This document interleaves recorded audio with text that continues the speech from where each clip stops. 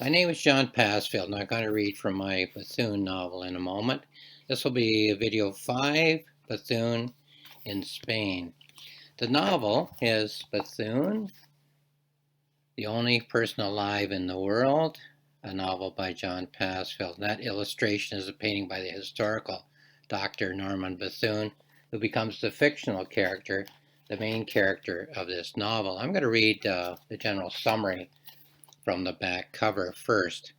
A young Canadian doctor, Norman Bethune, sets up a practice which he hopes will lead to money and prestige.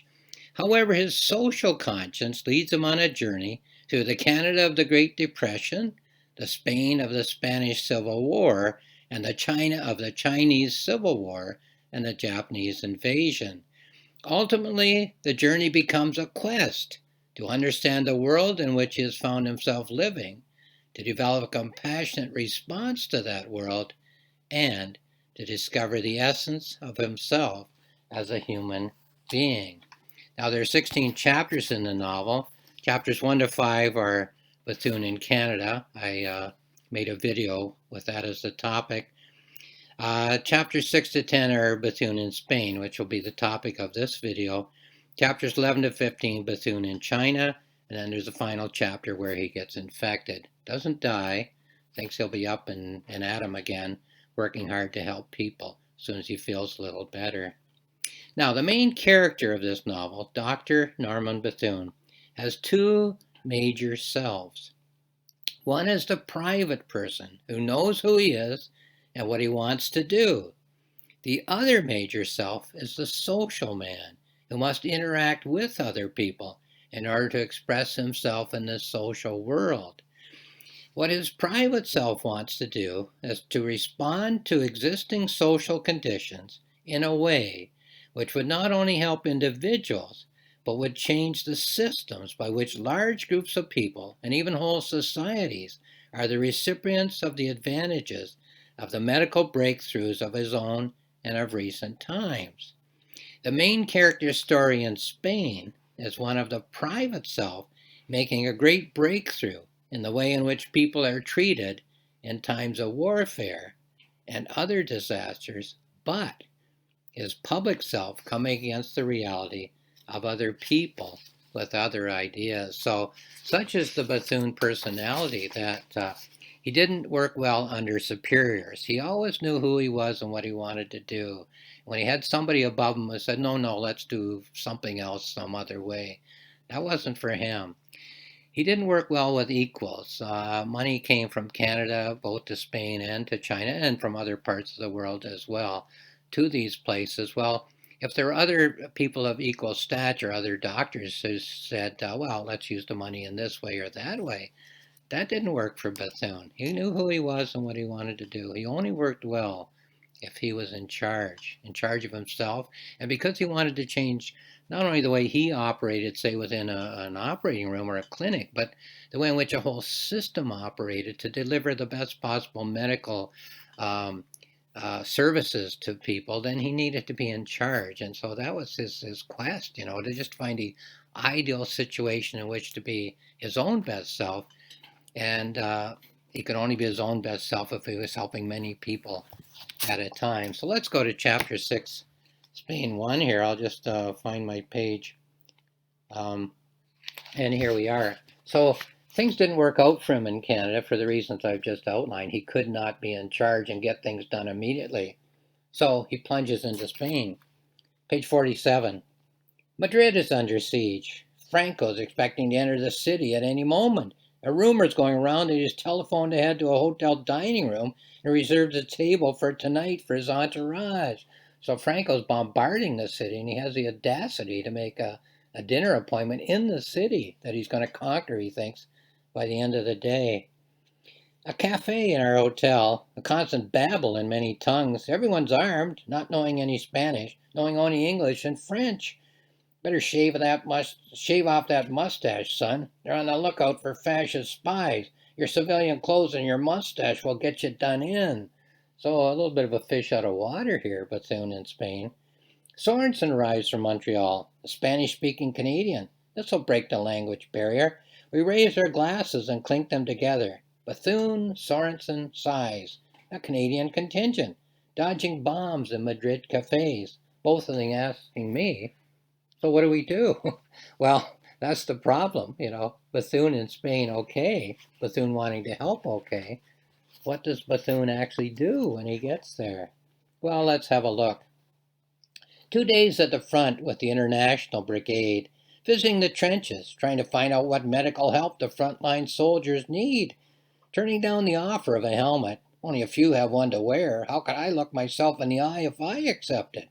Talking to the men as we keep our heads down in our collars. The occasional bullet whizzes over top. What has been the best in the medical treatment? What has been worst? What do you fear most if you were to suffer a wound? It all reminds me of 1915. There have been very few advances since the war. Men being wounded in the trenches and dying before they can be treated behind the lines. Only those who are going to survive are ever saved. Those who need immediate attention are doomed to die. How to keep myself Canadian? How to remain independent of those whose incompetence will gradually drag me down? I need to develop a definite proposal, or I will simply have to go into an existing hospital as just another surgeon and disappear into the crowd. I sense that the Spanish would gladly comply. Those back home would soon acquiesce. I need to come up with a good idea. England has the English hospital. Scotland has the Scottish ambulance. Money comes to me from Canada. What can I do with Canadian money to help the cause? What can I do that will be Canadian through and through? So there's the problem as outlined in that thought of Dr. Norman Bethune. He doesn't want to be one of the crowd, just one more physician. He wants to be in charge of something and make big changes. Well, he comes up with an idea. Here's page 51. A blood transfusion unit. That's what will keep the wounded alive, not the one that the Spanish already have. Its headquarters are here in Barcelona. Any soldier who lives long enough to survive the journey from the scene of the battle to the blood transfusion unit in Barcelona will be saved, of course. But anyone who needs blood on the battlefield will surely die. Explaining my thoughts to Sorensen. Guess what? The blood will be delivered. This is the new idea. The blood will be delivered to the front. Demand and supply. What is the link between these two? The link will be the storage and the transportation of the blood. Battles are raging near Madrid. We ask the population of Madrid to do their part in defeating the fascists by donating blood. We stabilize the blood. We transport it to the front on the eve of a battle. A militiaman is wounded. The stretcher bearers bring him to us, and we give him blood. Sorensen, stop reading that drivel and listen. The whole idea is so simple it cries out for life. Well, that's the idea that came to Bethune. So he invented the mobile, that's the big word, mobile blood transfusion unit. Automobiles, of course, invented. You can think of a 1936 era panel truck. Refrigerators had been invented. A refrigerator with batteries can run in the back of a truck. Stabilizing blood had been invented, or developed, maybe is a better word, so that blood didn't go bad as it naturally would at a certain time. It remained viable as blood. But he put the three together. And as has been mentioned, he thought people didn't really die of their wounds. They died of the neglect of their wounds. So with mobile blood transfusion, you could go to the front, and when a person had a wound, he didn't die on the way to the stationary hospital at the back, away from the front, in other words, and die of trauma on the operating table. He could be saved right there. So that was the big invention. So here it is in operation. This is the end of Chapter 6, Spain 1. A 15-room flat in Madrid, just below the Socorro Regio International headquarters. A big old-fashioned palace with plenty of rooms. Servicio Canadiense de Transfusion de Sangre. painted on the side of the mobile unit. I have made myself the director, Sorensen, liaison officer, Size, director, and general utility man. 2 Spanish medical students, a Spanish biologist, technician, Mrs. Cecilia Greenspan, 4 servants, a cook, 2 maids, and a laundryman. Armed guards at our door. Madrid is at the front. 1/4 of Madrid has been damaged. 300,000 have been evacuated, mostly women and children. 7 or 8,000 killed by the bombardment so far. Bombed by German Junkers yesterday. Shortage of water, but no epidemics as yet. No coal, no meat, no butter, no sugar. Plenty of vegetables and fruit. Franco is massing troops and materials near the city. He says he will not leave one stone standing in Madrid. Morale is good among the people. I am here and I'm ready to start my work. So that's chapter 6, Spain 1. I'm going to leave out chapter 7, Spain 2, just to keep the video to a certain length. And go to chapter 8. So this is the Spanish Civil War, but it's also the mobile blood transfusion unit, invented by Bethune, developed by Bethune, Canadian, as painted on the side, in action. Page 65, chapter 8, Spain 3. Evening in Almeria. Little seaport pressed against the mountains. Thousands of people who have walked here from Malaga. Many are bruised and bleeding, shelled and fired on as they swarmed along the road. 25,000 troops invaded Malaga. There were Moors, Germans, Italians. They attacked with tanks and ships and airplanes. A line of children in the street, standing in front of an open door, a cup of milk and a handful of bread, huddling in small groups as they eat in silence. All of them wonder if they are orphans. Most of them will have to sleep in the street. So Bethune, in a way, needed a society in crisis, needed him to do something active in a hurry, and that wasn't the case in Canada, but here it is in Spain. Page 66. A woman lying in the dust along the roadside, 20 feet perhaps from the shuffling crowd. Her legs are sprawled and there's something in her lap. She makes no sound. There's shade from the remnant of an olive bush. It covers her shoulders and her chest, but not her head. Her head is bare and there are droplets on the brow. She is suckling a child. It is covered with a dusty blanket. She wets her lips with her tongue and squints in the glare of the sun. The blanket slips down from her breast. Her hand is too tired to hold it. The child is exposed. Water. I need water. I have no milk. She has walked all the way from Malaga. Others have helped her to carry the child. Her shoes are worn to nothing. Perhaps they were velvet or some kind of silk. She can no longer go on. She can only lie down. Please, take my child to Almeria. My husband will look for her there. Please, save my child. People are walking 6 abreast, a column as far as the eye can see. The sun beats down. They are covered in dust. Exhaustion is the weight that pulls them down. Is there anyone who can take an extra child? So a tremendous refugee crisis in Spain. And sorry, just looking for the next page here. Again, leaving some out, but that's fine, giving the flavor. Pushing through the crowd, shouting, Medico, Medico, Medico. Jagged masonry, shattered timber, electrical wires, faces covered in blood. Some of them wrapped with torn pieces of cloth, checking the wounds of the victims to see which ones we can help. We should have stayed in Malaga.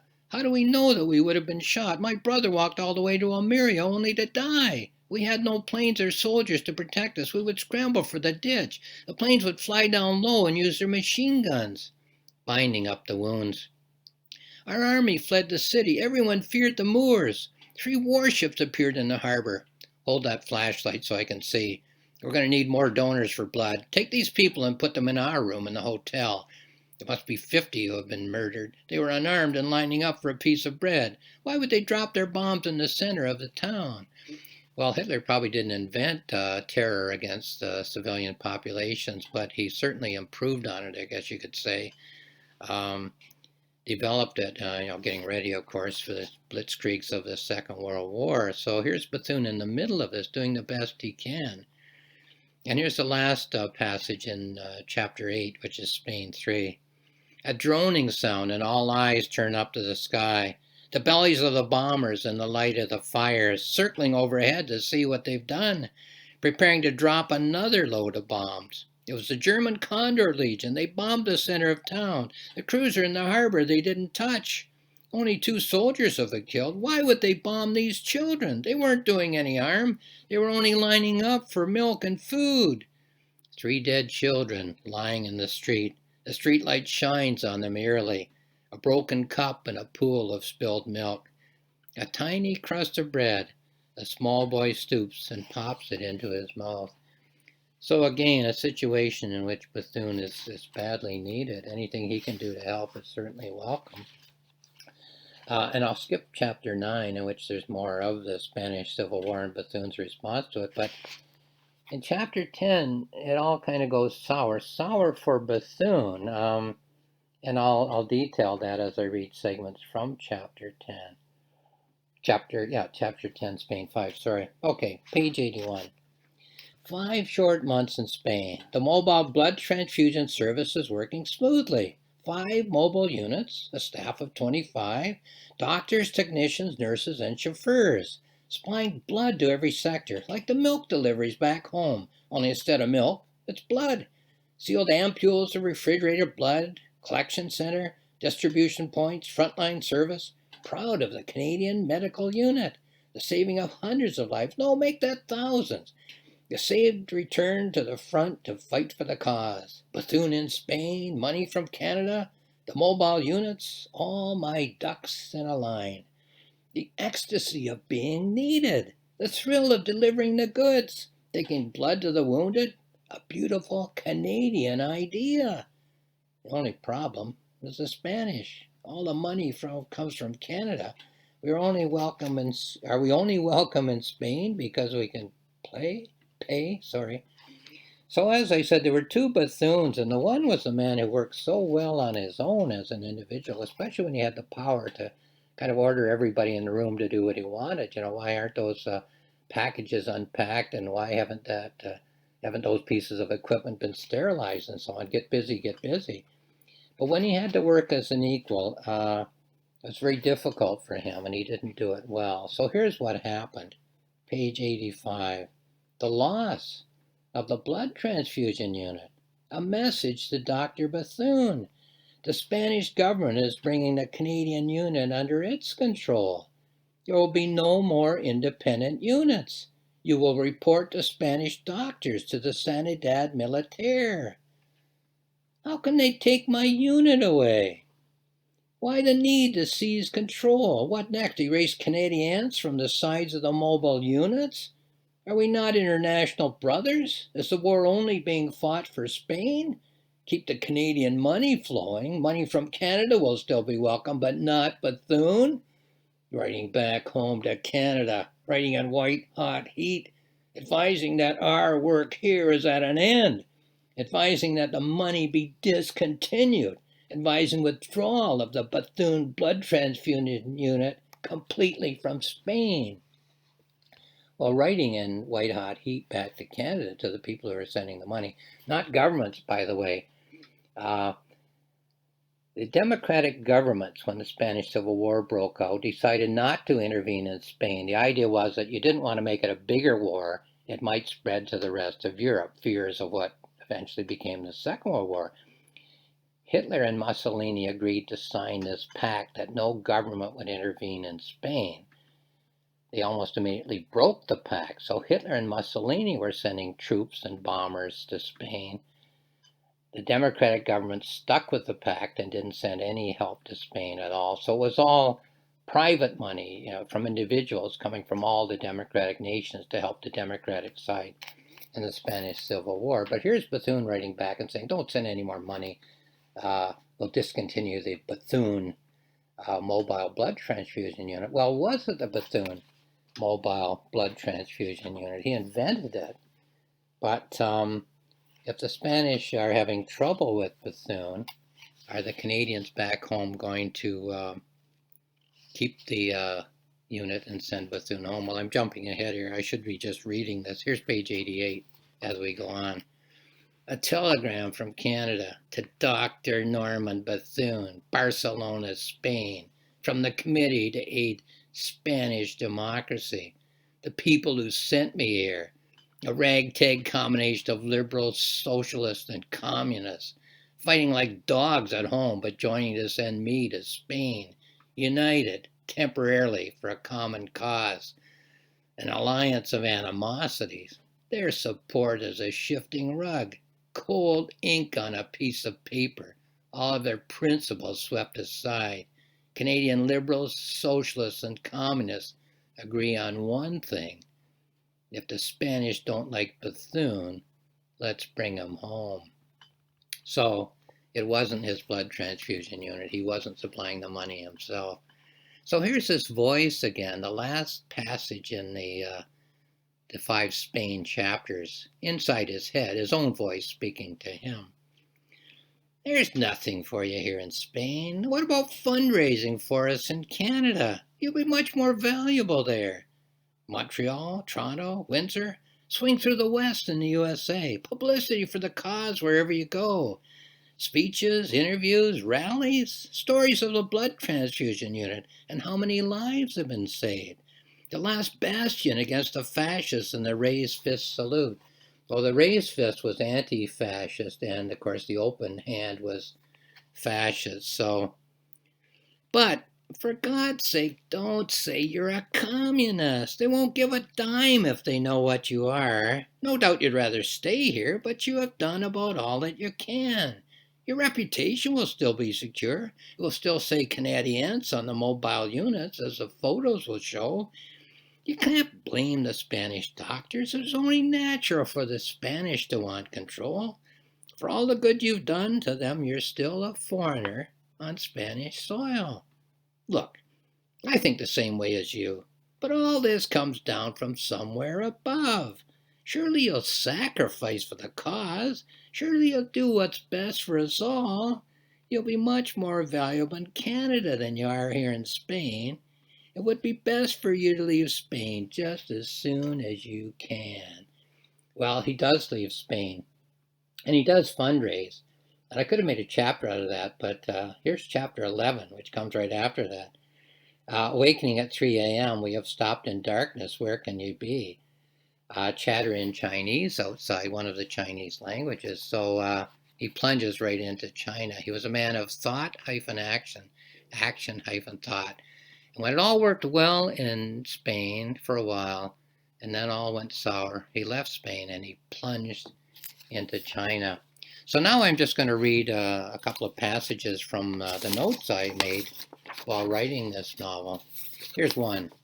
The cross-hatching pattern will be vertical, 5 crisis present moments per major cycle. So 5 chapters on Canada, 5 chapters on Spain, some of which I read in this video, 5 chapters on China, Canada and China for other videos. That's vertical. Horizontally, 4 categories of each experience in Canada, in Spain, and China. So in each of those 3 places, a problem. In each of those 3 places, an action. In each of those 3 places, success as a question mark. Is he getting something done in terms of idea action? And then in 2 of those places, disillusionment. Disillusionment in Canada, he leaves. Disillusionment in Spain, he leaves. But in China, well, we'll see when we look at the Chinese section or when you read the book. So that's a pattern to which I could work. It's not just jotting down conversations and describing places and then wondering what the structure of the book is. I work to patterns, and that's an idea pattern that I work to. Here's another note from my notes, the notes I made as I was working on the book. It just occurred to me that the novel will be about ebb and flow, the life of society on this earth during the time that Bethune is alive. Ebb and flow, order and chaos, peace and war. It could be said that he grew up in peaceful Canada. However, he was born in 1890. So the world was at war when he was in his 20s, and he did take part in it, the First World War, as a stretcher bearer. In his 30s, the world was at peace and prosperous. That's the 1920s. In his 40s, the world was plunged into depression and war in Spain, China, and in many other places. So that's the 1930s. The analogous and non-analogous imagery will be the ebb and flow of the seasons, the cycle of the year, the days, and the seasons. The battle of the images will be between, number one, chaos, war, depression, poverty, inequality, tyranny, oppression, and number two, peace, progress, equality, prosperity, good governance, and hope. So ebb and flow between those two. That is another pattern which I realized I could work into the novel, which I was working on. Now, just to finish off here, the novel, as I said at the beginning, is Bethune, the Only Person Alive in the World, a novel by John Passfield. You can purchase that and you can find out more information at Amazon. You can also look at my publisher's website for more information, and it can be purchased from there, rocksmillspress.com. Sorry, flipping pages here. rocksmillspress.com. If you go to my website, which is johnpassfield.ca, johnpassfield.ca, 2 free books. I write the 2 books as I'm writing a novel, and did so in this case. If you go to notebooks at the top and click on that, you get a notebook, which I wrote as I was writing the novel. You just go down to the Bethune icon, click on it, and there it is. If you go to journals at the top of my website and go down to the Bethune icon, you get a journal. In both cases, it's all kinds of topics. Like if you can think of all the topics that writing a novel raises, which is how to write a novel, or how to write my kind of novel, but also Bethune and war and peace and individuals and how you find your place in the world and how the larger world is kind of surrounded, which you have to sort of work out a private agenda for yourself that suits your personality and allows you to act. We're all people of thought hyphen action, action hyphen thought. How do you put your own thoughts into action in a way that allows you to not only fulfill yourself as an individual, but allows you to interact positively with your fellow human beings in your society. So all of that in these books as a discussion. Lastly, I'll just say thank you for watching.